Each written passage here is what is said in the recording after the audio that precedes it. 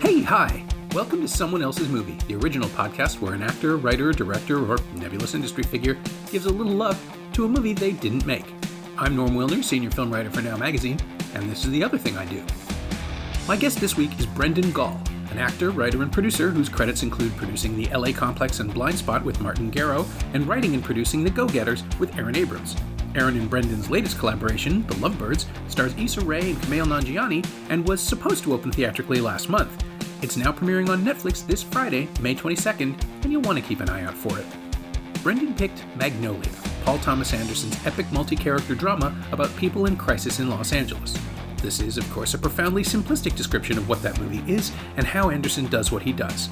Following his acclaimed Boogie Nights with another ensemble project, Anderson reunited a lot of the same faces, Julianne Moore, John C. Reilly, Philip Baker Hall, Philip Seymour Hoffman, William H. Macy, Melora Walters, while mixing in new players like Tom Cruise, Jason Robards, and Henry Gibson. But where Boogie Nights was an affectionate comedy about deluded misfits that curdles into darkness and misery, with Magnolia, Anderson went hard for drama. Using the songs of Amy Mann as both inspiration and soundtrack, he built a shattering, emotionally devastating work of pure feeling, and one that will not let go until it's done. Released at the end of 1999, Magnolia landed on the cinematic landscape like a bomb, or a rain of frogs. This is Someone Else's Movie. I feel like Magnolia couldn't have been better positioned to arrive in my eyeballs at a better time. I think I was in first or second year theater school, and it just, I was a kid of the 90s, so Tarantino and all of this sort of return to dialogue in film and monologue and these big beefy things, but it was all violence and to my mind, Paul Thomas Anderson was an extension of all that stuff, but there's no violence in his movies, really. I mean, there's moments of it, but they're not inherently violent stories. They're not crime stories. I remember hearing interviews with him where he was, his influences in a big way are terms of endearment, ordinary people. He name checks movies like that, he wants to feel things. Yeah. And I definitely can relate to that and appreciate that focus on kind of emotion. Just the scope of it, the sort of mosaic, interconnected, story. I was thinking about it after I rewatched it, and I never think of Magnolia as being one chunk of time, but it is. It really happens over a very short, period of essentially one chunk of time in a row. Yeah, it's 24 hours in a straight. I don't even think it's 24 hours. I think it starts, in the lead up to going to see, starting the game show. And I think it goes into that night, I think it's 12 hours maybe. And I think also just the stable of actors that he was building. I'd seen Boogie Nights. I hadn't seen Hard Eight at that point. And then going back and seeing that, Philip Baker Hall and John C. Reilly and Philip Seymour Hoffman are in his first movie as well. And then he just sort of collects this incredible ensemble. And that, his visuals are so stylish. The camera almost never stops moving. And it could be a very entertaining film without that level of performance because the style is so prominent. But then he also has every single, to a man, every performance is just kind of astonishing to my mind. Oh, yeah. People just swinging so hard and just so invested in his vision that it's just sort of a joy to watch something that feels so on purpose. Yeah, I mean, I was a little older. I was 31, I guess. Uh-huh. And it was one of those situations where the expectation could not have been higher for a number of reasons. I loved Boogie Nights. I was kind of iffy on Hard Eight. I think it was just the way it was released and the way it arrived and the fact that Sam Jackson's in it. It felt too close, like a Tarantino wannabe. Uh-huh. Well, it was also re-edited. It was taken away from him. Yeah, it's not his cut. I know that. It's not his cut, right? Yeah. So I'd be very curious to know what it would have looked like in his hands. Yeah. But yes, it's a smaller movie. Yeah, and at the time it just felt like, well, you remember what it was like. There was this wave of imitations, and I just thought, oh, this is good, but I've seen this sort of genre, and it's a guy trying to do that. And then Boogie Nights comes along, and you're like, oh, I'm sorry, I take it back. He's a thing. He's an original. He's his own thing. And then with Magnolia, it was the last one was 1999 that was screened for consideration by the Toronto Film Critics Association. So we saw it we always vote on a Friday night. We saw it at 1:00 on a Thursday afternoon, cold. because it wasn't, like it wasn't done the week before. It wasn't ready for us for whatever reason. And Alliance had it at the time, and they were saying, like they were just basically saying what New Line was telling us, which is just wait, it's coming. We will. And we were all very excited because we would like to see this movie that now we can't see. And you know how it goes when something suddenly becomes inaccessible, and it's a breakneck race to the finish line to see this thing, and you know how long it is too. Yeah. We were trying to, I was, are we going to fit it? Are we going to make it into our schedule? And they screened it for us. And as soon as it ended, all of us were just like covered in sweat and tears. And it's like, oh, that's our winner. We voted, and there were a couple people didn't like it as much, but it was just one of those things where I have seen movies like this before. I don't think I've seen a better version of this thing. No. And that includes like all of Robert Altman's movies. I was going to say, Shortcuts is clearly an influence. Oh, yeah. And he even has, Philip Baker Hall was an Altman guy, is that right? And then he did a lot of stuff with him. Yeah, and then Julianne Moore is in Shortcuts. Yep. Right? So there's this sort of like borrowing. And then I also feel like the John C. Reilly cop character owes a debt slightly to the Tim Robbins cop in Shortcuts a little bit. Yeah. It feels like there's possibly echoes, if nothing else. Like they probably they share a locker or something. Like there's some kind of continuity. Yeah. Yes. But what Anderson brings is the technical facility that Altman doesn't always care about. Right? No. Like he makes beautiful willfully movies, doesn't care about. Yeah. It feels like Altman just sets cameras up and sets microphones on tables, and he's like, well, we'll catch what we catch, and we'll feel like we're at another table over here, and we just sort of eavesdropping or whatever. Yeah. It's not neglectful, but there's a shabbiness. There's a knowing shabbiness to a lot of Altman's filmmaking. And this is just gorgeous, like beautiful, stunning, enveloping. I remember the sound design. We saw it at one of the varsity rooms, and it was just this gorgeous spinning, the crop dusters and the activity and the busyness of it. It never stops coming at you either. Like it feels like, and it's interesting. It reminds me in some ways of Casino. But I don't love Casino. Casino feels to me like a movie that is all intro. Like I feel like that movie never starts in some ways. And I think maybe the voiceover doesn't help, but the camera's moving and it's all these stylish shots and and it's like, here's how the casino works. Here's how Vegas works. Now here's this guy over here. It's like, it feels like he's setting everything up. And then I feel like, oh, and then the movie's over. Yeah. Now that he set everything up, he's like, and that's the end. But somehow there's no catharsis. Like it's all And I feel like there's a similar feeling in Magnolia. The music never stops coming at you until the third act when it drops out entirely, and the camera really never stops moving except for very specific instances. It's all of these wonders, all of these beautiful Steadicam shots, these long, intricate shots that are just like so astonishing, and it's I felt like when I saw it, oh, this is an amazing intro, and then the style just never lets up, and you're just like, holy shit! It is undeniably its own thing in this really astonishing way to me. I also, I couldn't believe that movie is 3 hours and 8 minutes long. I know it's a long movie. It flies by. I do not feel like that is a 3-hour movie. Like if someone asked me to guess, I would have said like 2 hours and 20 minutes. Or something like that. It holds my attention entirely. Yeah, I mean, it's the pulpingness of it, right? Like it just keeps hitting you. It's either visually or orally assaulting you, or then it's just punching you in the heart. Yeah, and the orchestration of it, like it really does feel. I keep coming back to it when I think about his other films and how calm they are, and there's so much rage underneath things like Phantom Thread, and the master is so tense without release, and its catharses are different. Right. Well, it feels like he almost entirely dropped that. I mean, it certainly shares an energy with Boogie Nights that has a similar sort of big swirling kind of unstoppable thing. And then his next one after Magnolia was Punch Drunk. Is that right? Punch Drunk, yeah. Which is intense. It's intense in a very different way. It's clearly following one person, and it's a smaller story. It's more contained, and then he's going into smaller stories and giving things more space to breathe and things like that. So I almost feel like, but that makes sense to me because I don't know how you would beat Magnolia. For that kind of movement and yeah. it's simultaneously a young man's movie because he's showing off all of the Yes. things he knows and all the things he believes in he can pull off, and also the work of a really mature, like an emotionally mature person who has come through the other side of a lot of this stuff. Yeah. Yeah.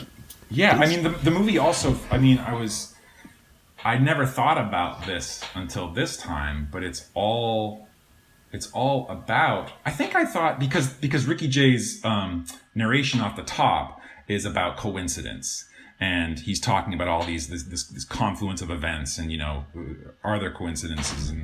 And there's elements of that in the film, but really it's not a coincidence that we're looking at these people, because they're all, you can trace the relationships. They're not disparate strangers who happen to collide on this one night. They all derive essentially from Jason Robards' character Earl, in Partridge. this quiz show. So you know why you're looking at these people and not other people. So it's really the heart of that movie is about, to my mind, the toxicity of bad parents or neglectful parents or abusive parents, and the sort of like legacy of brokenness. Like every single character is broken and trying to find a way to be unbroken. It's also weird to me too. I didn't clock this until this time, but both Jason Robards and Philip Baker Hall are both dying of cancer. Yeah. You've got two characters dying of cancer in the same movie. Yeah, and there's bizarre to me. Yeah, and there's the implication too that they are like sort of connected by their failings. That not that they're sick because of it, but that the sickness is an expression of what's wrong with them. I think someone actually does say that, right? Like, you're sick. That's what it is. Yeah, that might be right. I can't remember that particular line, but yeah, it does feel like it's a manifestation of their kind of their awfulness as humans in some ways, or the mistakes they've made, or like they're boiling out of their bodies. Yeah. Well, they're the lesson, right? They're the lesson yes. for every other character. Just that speech about regret that just there are very few movies that I've seen where you can watch the audience kind of sink back into their selves, into their chairs. Like if they're, I like to sit at the back of a theater so I sort of feel the experience with the audience. And I remember with Magnolia, there weren't a lot of us in that theater, but we were all just sort of taking it in the shoulders during that speech, because it's so powerful and it's so awful to hear Robards regret. And he's so good too. Like I don't know how many more movies did he make after that. This was it. This was his last film. That was it, right? Yeah. Holy shit. He died a year later. Holy shit. He is so good. That just in a bed, never gets out of that bed. Yeah. And he I'd be so curious to know what the dialogue on the page was compared to how he's speaking, but the disjointed kind of half sentences and trail offs and blah blah blahs, and it's just so beautiful and sad. All of the business with him, wanting cigarettes, and Philip Hoffman, lighting these fake cigarettes for him because he's a lifetime smoker who obviously can't smoke when you're dying of lung and brain cancer. Yeah.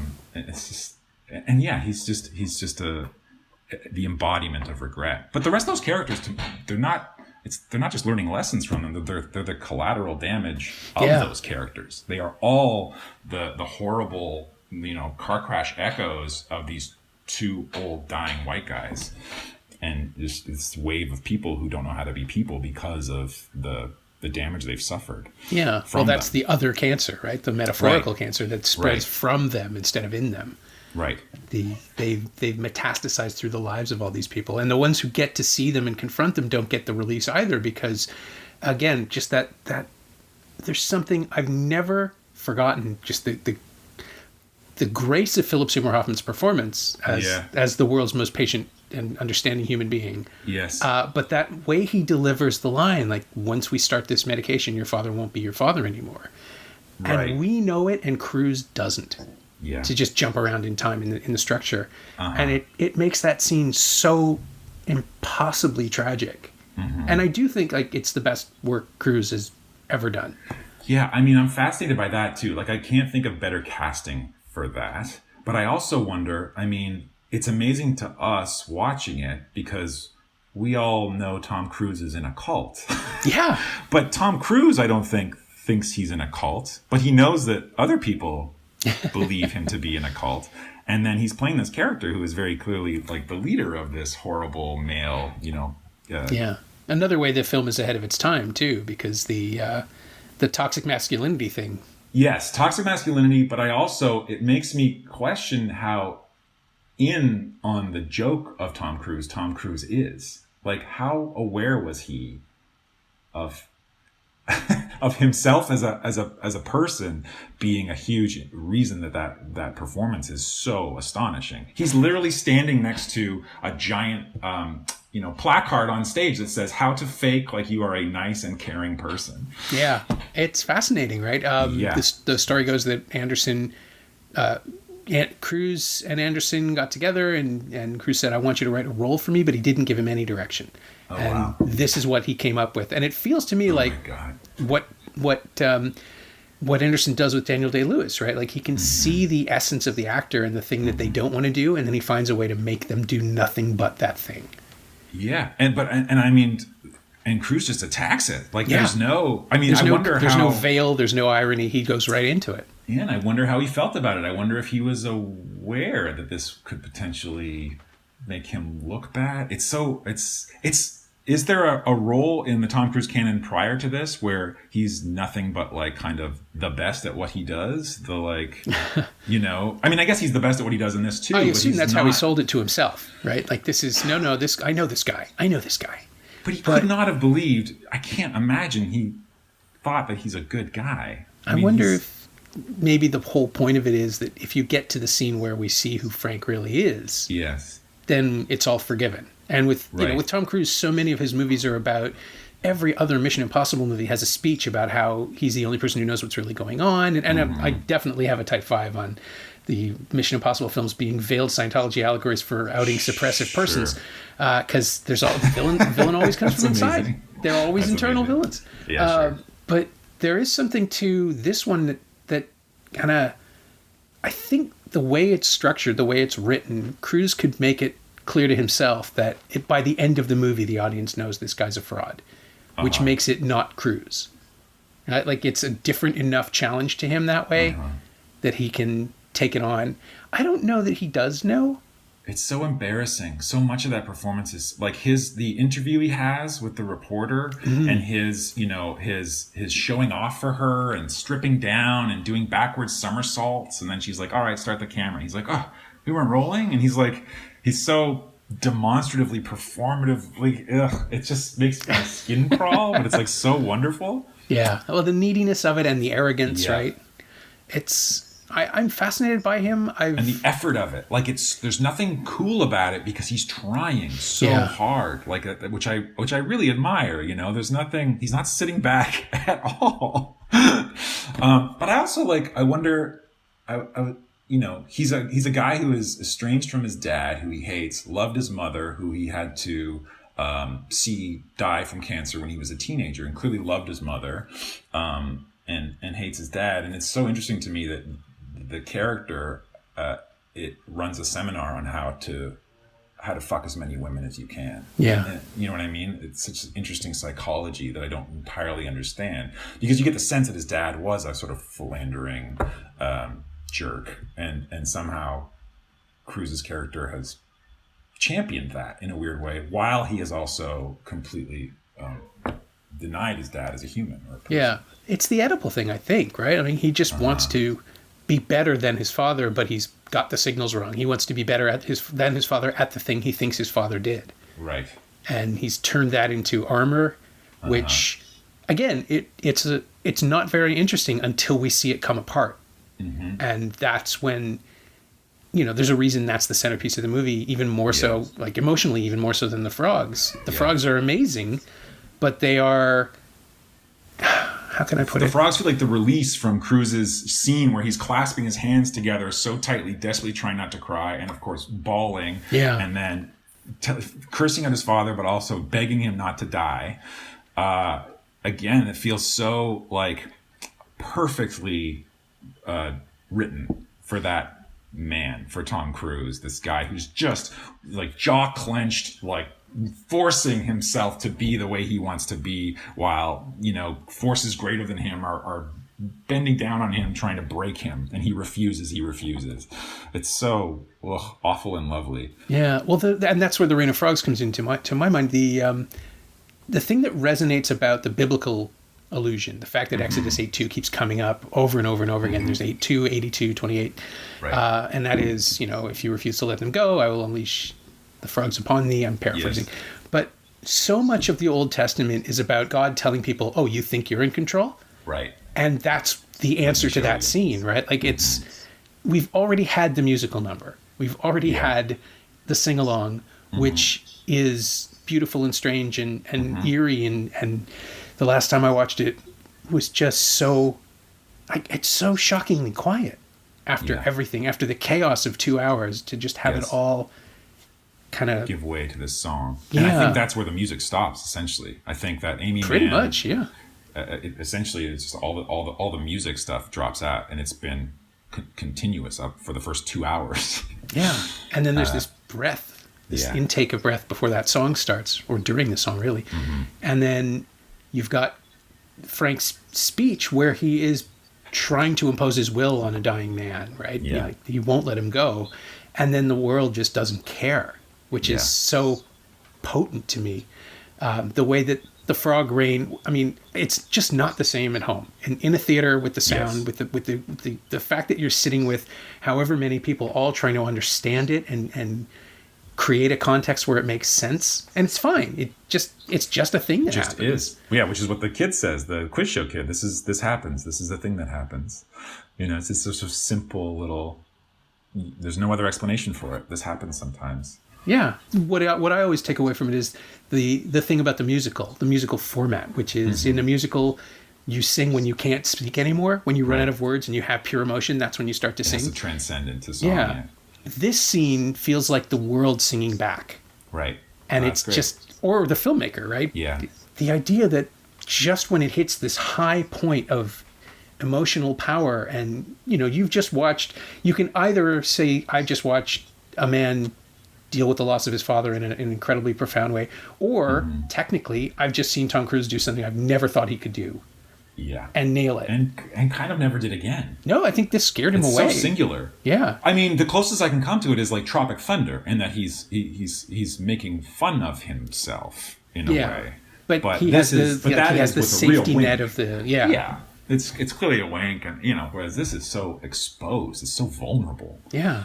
And then the film almost steps back from it by giving you something completely surreal and unprecedented in order to let you parcel that scene away and just not think about it for a bit.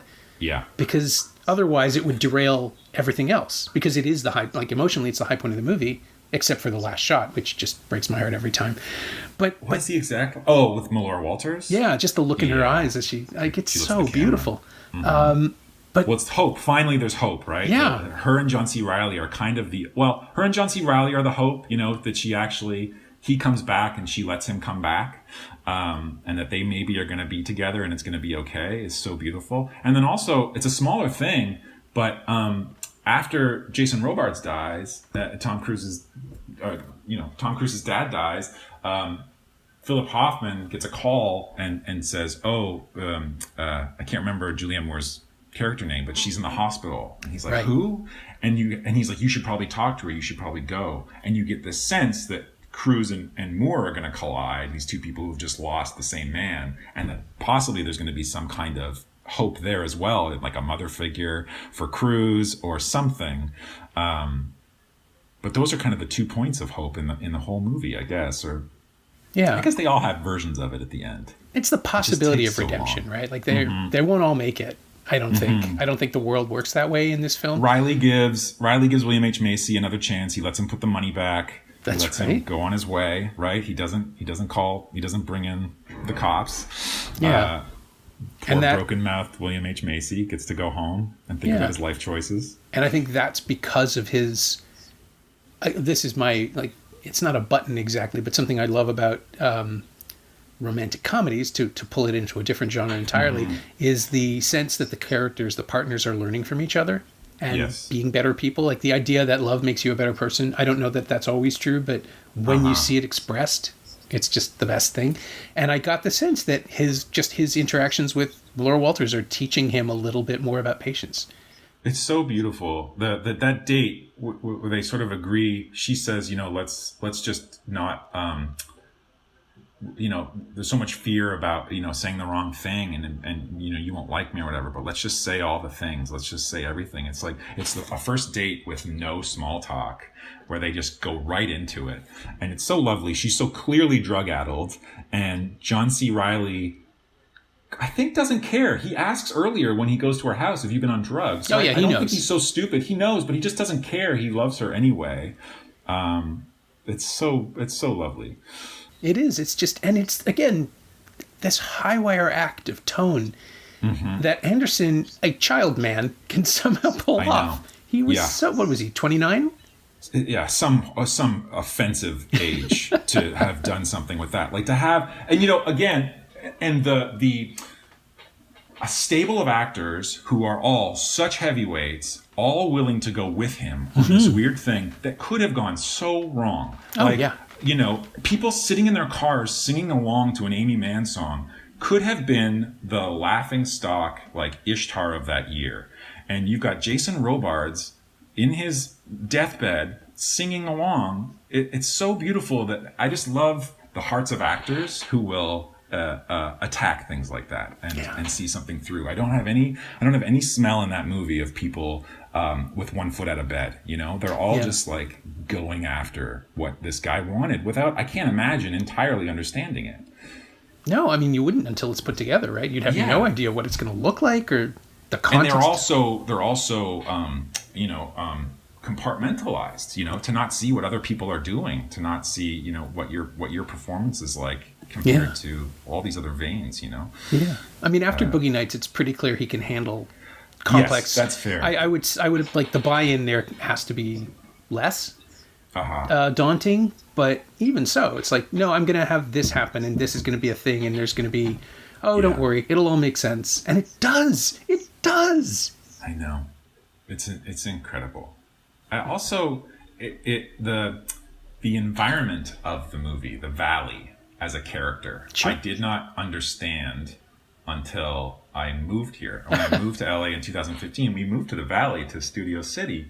And all of a sudden, I realized, I think as a kid growing up in Canada, all these LA locations just sort of feel like a fantasy land. Like they're not actually supposed to be particular. Right. There's, to my mind, that's how I receive them, is it's just like, it's some other magical place that isn't specific. And then to move to the Valley and realize that he was being incredibly specific about a place that he grew up in, and it's this love letter to this weird, kind of dirty, boring place. It's just so, it's the Valley as a character in that movie. I didn't know what the title of the movie meant until I moved here. Oh, I see. That was a street. I was like, oh, Magnolia. I see. Yeah, but it's also strange and evocative, and you can think of the poster went a long way with the petals, faces appearing on the petals, and it all does make sense that sure there are connections that we don't fully understand, and the elegance of it in the way that he doesn't withhold information. It's just that there's so much going on that it takes time to orient ourselves. Yeah. and see how they're all connected. And as you pointed out, they are legitimate connections. It's not one of those things where... Yeah. I didn't realize, or I knew there was connections, but I felt like they were more random on the first viewing because it's kind of set up that way. The movie is set up to talk about randomness in some way, and they're not. It's a very easy family tree to draw. It all stems out of Earl Partridge, and then everyone else stems out from there, and they all have a direct line. And actually, there's a deleted scene. Orlando Jones got cut out of the movie, right? Yeah, playing you see him for a split second. Right. The back of him shows up in one shot with Riley. Right. And but this worm character, who I guess kills the guy in the closet from the beginning, he would have been, if he was in the movie, the only guy who was kind of an island. Like he would have nothing to do really with the game show or Earl Partridge. Yeah. And so I wonder if that was ultimately what caused him to get lost from the film. Yeah, it makes sense. I mean, if you're paring it down and looking for anything that isn't... Yeah, to get down to a lean, mean 3 hours and 8 minutes. Yeah, which, again, not an ounce of fat. I mean, I don't think there's an ounce of fat on it. Anderson has subsequently said that he would cut it shorter, but it's one of those things where I worry about artists who, I mean, he's not George Lucas. He's not actually going to do it. But No. I worry about artists who feel that once the public take on their movie has changed, they feel like they have to roll along with it consciously or Yeah, I guess unconsciously. at some point it got this rap for being indulgent, and I guess it's a fair argument to make when a movie is that long. Yeah, and But it at the is same like time- stylistically, it's grandiose, but it doesn't. Sure. It needs to be. That's what this is. Yeah, it all feels like it's on purpose, and it all feels like he was going after something, and I think really achieved something special. It would be a completely different thing if this was a 90-minute movie. Yeah, yeah. And I mean, Boogie Nights also needs to be as long as it is because Yes. it's covering decades, and this is, you know, the elegance of having all of this happen at once to this many people Yeah. sort of demands that scope as well. I Yeah. don't know what you could lose the prologue, I guess, but you need it too. You need to set the stage. It's the overture. Yes. And this is Which what is like I have no idea why Ricky Jay gets to be the narrator of that movie, other than he has a very interesting sort of unique voice. But Yeah. like, why that guy? Why does that guy get to be the one who tells us about the world we're about to step into? He is later revealed to be the, I guess, floor director of the game show. Yeah, he shows up, but also one of his books is around. So Ricky Jay exists in this universe. It's just, I think it's just that he's the guy you go to with the Cabinet of Curiosities and the magics and the stories. And Right. he's in Boogie Nights, right? He shows up there somewhere. Yeah, he's in it. So- That's what's crazy to me too, is you look at and like all these little bit parts, like people just stick around with this filmmaker. They want to come back and play. It's such a great sign of what I imagine to be a relatively joyous process. I hope it is. I'd be so sad to hear that it's not. Yeah, But people kept coming back. I want to say I don't think Daniel Day-Lewis would make like 3 movies with him, and Yeah, right? if he was a dick to people. I can't imagine. At least I hope not. Yeah. And I think, I mean, I have met him actually. Come to think of it, because the whole point, the whole point of this was the TFCA gave him Best Picture. I think Picture Director and Screenplay. It might have been the first time, but we would have dinner at an Italian restaurant on St. Clair West, and it was inevitably the first or second week of January, and things were invariably. It was the coldest night of the year. And he came. He actually came. He and Fiona Apple both attended the dinner. And I sat one person to the left of and directly across from Apple, and she was fascinating. Just this ethereal presence, just sitting there, clearly not comfortable and not really knowing what to say or what the vibe was. Like it was this really eccentric dinner where the restaurant owner would come and sing. He would insist because the film critics were there, and therefore they were going to sense his talent. So he would bring, I think it was an accordion, and he would just sing a song every time. It was great because by then we were all a little drunk. Sure. But Anderson and Apple snuck out to smoke cigarettes, and it was minus 20 Celsius. Yeah. It was hideously cold. And That's a commitment to smoke. Yeah, exactly. And the clear memory I have is the two of them. He was wearing like a suit jacket, and she's wearing a puffy coat, and they're smoking cigarettes. And on the way out, I just said, please tell me you're going to get some warmer clothes. And they're like, we'll be fine. And then they came back in 5 minutes later, blue. That is the totality of my interaction with Paul Thomas Anderson. That's pretty good. That's better than mine. But he seems like at the time anyway, he seemed like a really present person. Like he was just aware of everything that was going on around him. He was sort of listening to 5 conversations at once in this big crowd. There must have been 30 people there, and he was tracking all of it. And he was checking in with Fiona Apple, and they were talking back. And he was maintaining a connection to her while doing all of this other stuff. Yeah. And it was, again, he was 30 maybe. He was I was 32, 31, 32.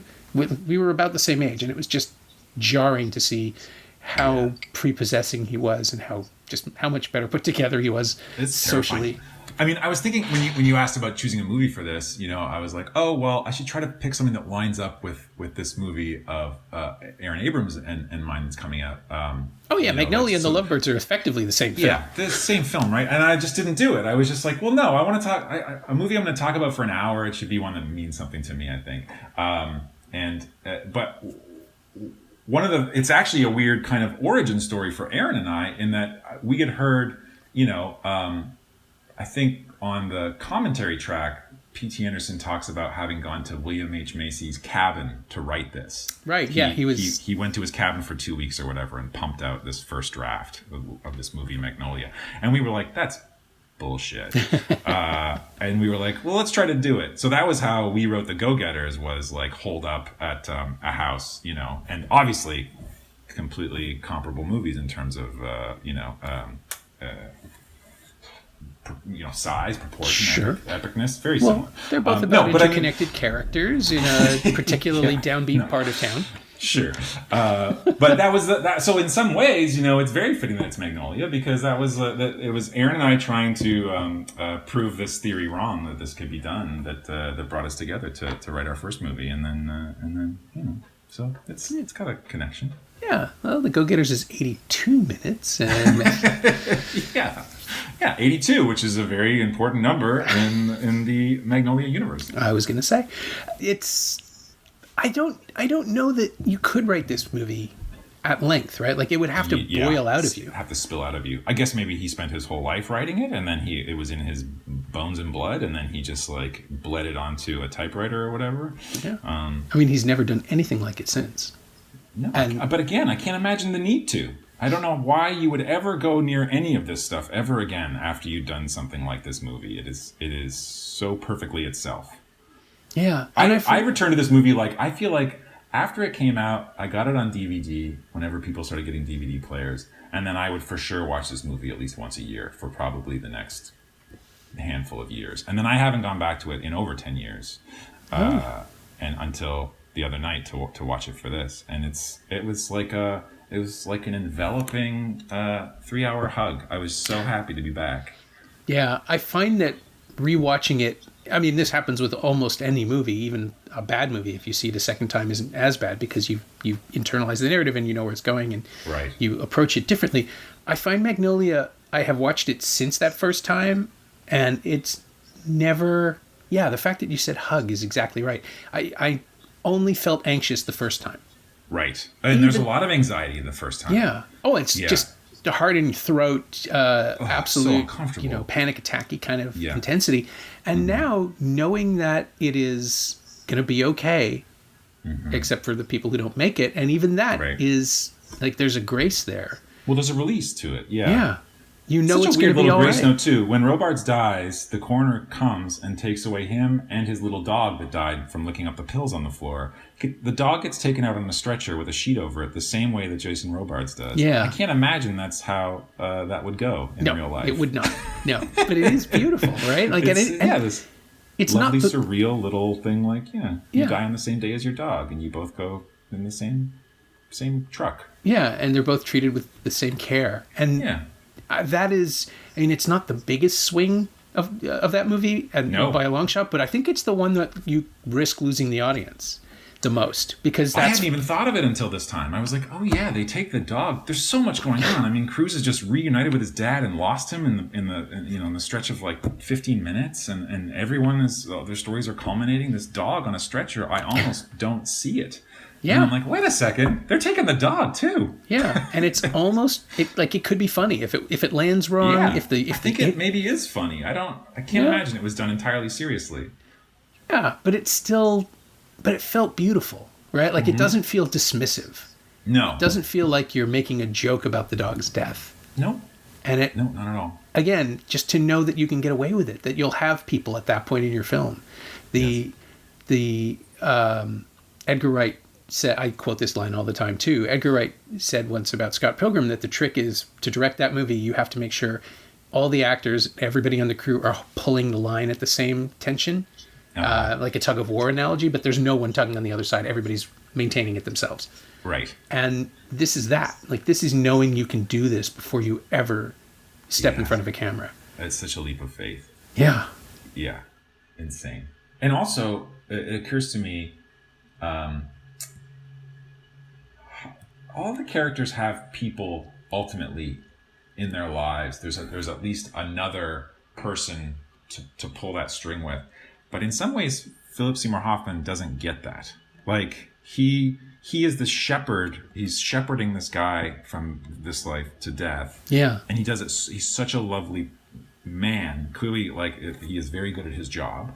But the last shot with him, he's by himself. You know, you have, I think, Tom Cruise talking to Julianne Moore on the phone in the background, or talking to the hospital, and he doesn't even get to grieve really with Cruise, because he knows this guy just lost his dad, who he's been estranged from. Like, that the level of grief and mourning that this guy's going through doesn't compare to a home care nurse necessarily. And this is his job, he should be used to this. But also, like, he clearly cared about Jason Robards and loved him, and he is suffering his own private grief, but he does it entirely in isolation, turned away. Like, we get his face in the camera, but no other actor in the scene knows that he is having his own little private. It's so lovely. That's where all the water comes out of my face in that movie, is that moment. And also the one that gets me strangely is when John C. Reilly returns to the door to ask Melora Walters out on a date. And she says, "You want to ask me on a date?" And he's like, "Yeah, I do." And like, just, there's something so, like, that makes me cry every time too. Well, it's because those moments. Yeah.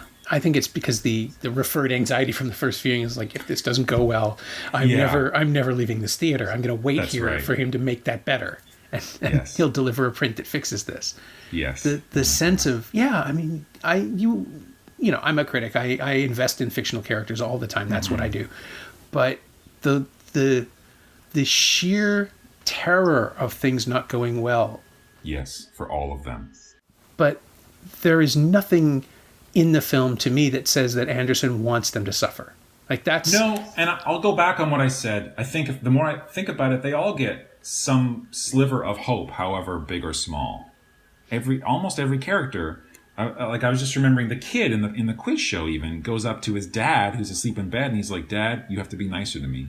Yeah. And the dad is like, "Go away, just go to bed," or whatever. But the kid's like, "You got to be nicer to me." And the kid leaves, and it's like, well, it didn't land for the dad, but at least this kid knows this is not okay. Yeah. And so, as opposed to getting like quiz kid Donnie, whatever his name is, who's going to be broken his whole life, maybe this kid figured it out at the age of 10 or whatever, that you're going to break this cycle and something has to change. Yeah. And they all kind of get that, right? Yeah. Riley gets his gun back. Yeah, that's right. And drops out of the sky with the frogs right after he talks about redemption. Yeah, and the possibility of a relationship that will save him in other ways, like not his soul necessarily, but at least make him a better person and complete him as a human. Right. She gets the same. It's this... Even Philip Baker Hall, who wants to kill himself, gets saved by a frog. He doesn't blow his brains out. The world doesn't let him. Yeah. Now, whether that's hope or whether that's you got to live with what you did, after the acknowledgement that he abused his daughter, maybe that's not saving him. Maybe that's you don't get to escape. Yeah, I think that's the God part. I think that's, no, you don't get that. You don't get the way out. Yeah. But it still leaves open the possibility that something could be better. Right. For someone, not necessarily him, but maybe she'll get to confront him. Maybe there's something down the line, and there's a reason. Maybe there's a reason. That's that's my animating principle for this, for anything that happens in any movie, is like, there's got to be a reason for this down the line. And Magnolia is all about that possibility that you can fix not your life, but your perspective. That all you, again, it's the end of Wise Up, right? Just give up, but they won't, and no one will. Well, the perspective thing, there's a scene in that bar with William H. Macy talking to the old man at the bar, whose name is Thurston Howell. Isn't that the exact same name as the old man from Gilligan's Island? What was the rich guy's name? Jim Backus's character was Thurston Howell III. So it's clearly intentional, but it makes no sense. It makes no sense. Unless, like, the man was being facetious in giving his name to another barfly. Maybe possibly, that's not his real name. I was like trying to make sense of why your name would be Thurston Howell. Well, and but it's he's kind of a Thurston Howley. He is a very sort of strange, effete, rich, slumming guy. But at any rate, they have that scene in the bar, and within one scene, I was trying to figure out if this was an instance that actually feels like maybe bad writing. It has to be intentional. But within one scene, you have William H. Macy saying, "I confuse melancholia with depression." Right. And then later on he says, "I'm sick. I'm in love." And Thurston Howell says, "You seem to me like the kind of person who confuses the two." And then in that same scene, as they're leaving, Thurston Howell says, "Don't confuse children with angels." So in one little scene, you have them talking about confusing one thing with another 3 times. What is that? Well, Henry Gibson is like the closest thing this film has to an avatar for Robert Altman movies, other than the direct associations that To Philip Baker Hall. That he's playing with. But when Gibson shows up, I almost wondered if he was the character from Nashville under an assumed name, which is just obviously fake. Because why wouldn't he be? I think at this point. Yeah. He's washed up. He's in Los Angeles, this former country star who is now trying, in his weird way, to offer wisdom. And it, in an antagonistic way. Yeah, it's the only way that makes sense to me that guy is that guy. But even if he is saying don't confuse children with angels because he's an angel, I mean, there are angels in the film, or at least people who act as angels, like Philip Seymour Hoffman's character, who is absolutely selfless and there to usher someone into death. And Riley for Macy at the end. I mean, William H. Macy would be fucked if John C. Reilly didn't come back and help him. Yep. Put that money back and put him in the car and send him on his way. There are a bit. That's it, right? Like, is grace a human thing, or is it something that comes from outside? Is that scene there because it's the anchor for a pivot in the film when things start to change? I don't know, and I still puzzle over these William things. H. Macy makes worse choices after that scene. That's true, but he goes and robs his store after that. But is he choosing to reject? Like the advice, right? Like, is that where it comes in? I don't know. And it's so, the film is so dense and rich with potential for meaning that any of these explanations is equally valid. Very possible, yes. Right? As long as it works out in the end for everybody. Right. But again, there are so many films that try for something like this and go wide, or they don't work at all. There are, I mean, people, I rewatched Paul Haggis's Crash a little while ago and found that it holds up. It holds up surprisingly well. Does it? Given his reputation, subsequently, right? I think Green Book did a lot to knock that down a few pegs. It's the worst Oscar winner. Yeah, no. Crash is a movie about people. Again, it's a film that is made in the shadow of Magnolia. I think it's a multi-character study of Los Angeles that's about other things, but he's trying for the same continuum of characters and connectivity. But it has a certain earnestness and honesty about what it is that I still respect and that I think comes through. Sure. Magnolia is more opaque. It holds its cards. The movie is holding its cards close to the chest, even when the characters are putting it all out there. Sure. But I would also say it's also like the flourish of Magnolia, the virtuosity of the filmmaking of the visuals of Magnolia is such a weird contrast to how close it is holding the cards to its chest in terms of meaning. Yeah. Because you get swept up and you don't care, or you certainly don't feel like you're supposed to know. It's no, I mean, it's true. It's not that important to understand what it's about, as long as you understand what happens at the end, like where we are, where everybody ends up, and which is wrestling. Yeah, which is why that shot of Melora Walters just looking up into the camera is so shattering. And smiling. Yeah, it's the first time she's expressed. Well, she's been happy-ish, but it's the first time she's expressed any kind of hope. Well, and it's interesting, too, that last scene, Riley comes in, you never see his face, it's all on her the whole time, and you don't really get to hear what they're saying. He's talking to her, but the music is so loud by that time, it completely overwhelms the dialogue. So all you're left with is the sense of what's being said, and ultimately that it's positive based on the fact that he sits on the bed and that she looks at us and smiles. Yeah. But really, you barely get to hear what the content is. I think it has to be that way. It's a perfect ending, because it really is down to her. Like, it doesn't. It's down to her, and no words I think would satisfy. Exactly. Think, because it's the culmination of 3 hours of talking and feeling, and mistakes and car crashes of people together, and you could not write a scene that would hold up to that demand. Yeah, and I think his again, he does similar things with drowning out dialogue in Punch Drunk Love, where the soundtrack is intrusive, where it pushes into people's conversations, and where Shelley Duvall singing "He Needs Me" from Robert Altman's Popeye overwhelms the rest of the film. And then there's no dialogue in the first 15 minutes of There Will Be Blood. It feels just like something elemental at work in his films, where he wants us to stop trying to hear people and just look and just understand. Right. which is a larger expression of Magnolia anyway. The whole thing is about empathy. The whole thing is about listening to other people when they're in pain or in understanding why they are who they are. Even if and Riley gives us that too. Riley gives us that to Melora Walters at the date. He says, I'd be a good listener to you. I wouldn't judge you. I would just listen. And it's so beautiful. I just think that Anderson, again, you're right. He left it all out there. There's no need for him to make another one of these.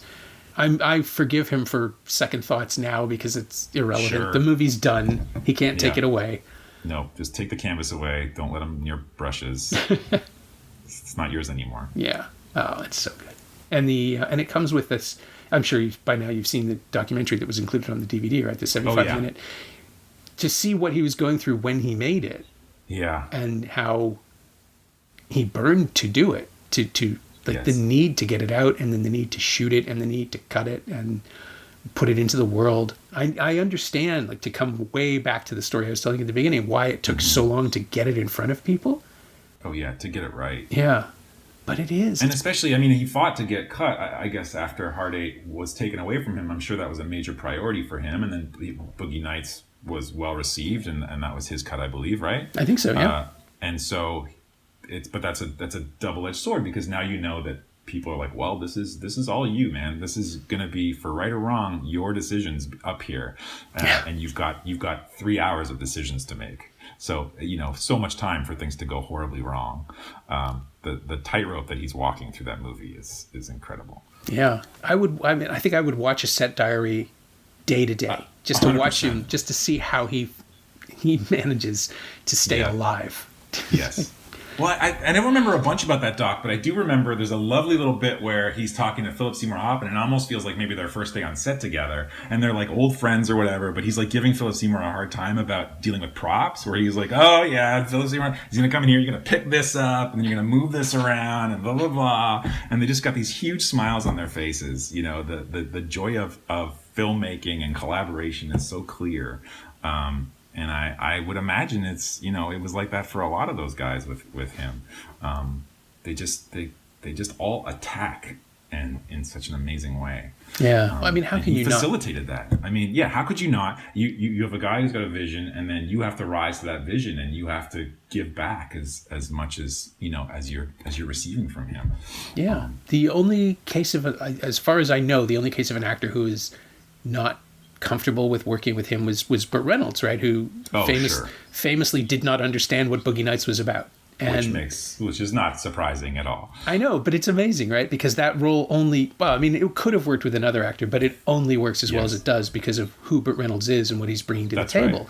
And the idea that Anderson got him there without his cooperation somehow or his full understanding is fascinating to me, because everybody else... Philip Seymour Hoffman doesn't give that performance. Heather Graham doesn't give that performance. Julianne Moore, without knowing exactly what they're doing. No. And he's the only, Reynolds is the only one whose obliviousness actually serves the character. Oh yeah, I would imagine. I can't imagine even that Anderson would have made it a priority to make Reynolds understand it, because he wouldn't need to understand it. He just needs to get that mustache in front of the camera. Yeah, it does have to work. That self-important, what the fuck is going on here kind of mustache, and then that'll do the work. It speaks volumes on its own. Yeah. Oh man, there's so much about this movie that I want to keep playing with, and then I'm still annoyed to anyone listening that no one has picked Boogie Nights. The only other Anderson film we've done has been There Will Be Blood, which shocks me. I wonder if it's too is Anderson feel too on the nose in terms of I feel like in some ways I felt the pressure to pick some kind of obscure thing that I love that no one else has heard of, that you really must watch. And I was going through my list and I was like, no, I want to talk about this movie. This movie is in my body as a thing that changed the way I looked at movies and the things that changed the way I looked at storytelling. Why wouldn't I want to talk about this for an hour as opposed to Adventures in Babysitting? Those are the best ones. They really are the ones that people carry with them. Not a single guest I don't think has ever really struggled to talk about the movie they've chosen, but sometimes it's just really clear that they want to talk about this one, or that they've been needing to for a while, and then it all just comes... I didn't know how much I needed to talk about Magnolia. Yeah, it all just comes rolling out.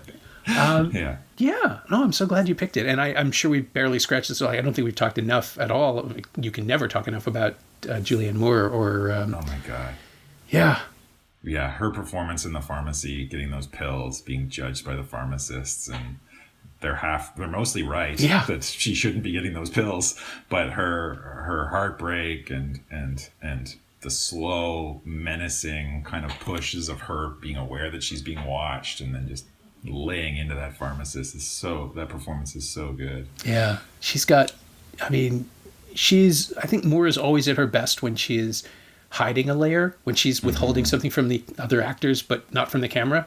Right. And just those little micro jaw movements, when she goes from being unhappy to worried to angry to furious, and then swallowing it and then finally letting it out. It's just, again, she's a stunning specimen of a human being, right? The jaw and the cheekbones and all of it.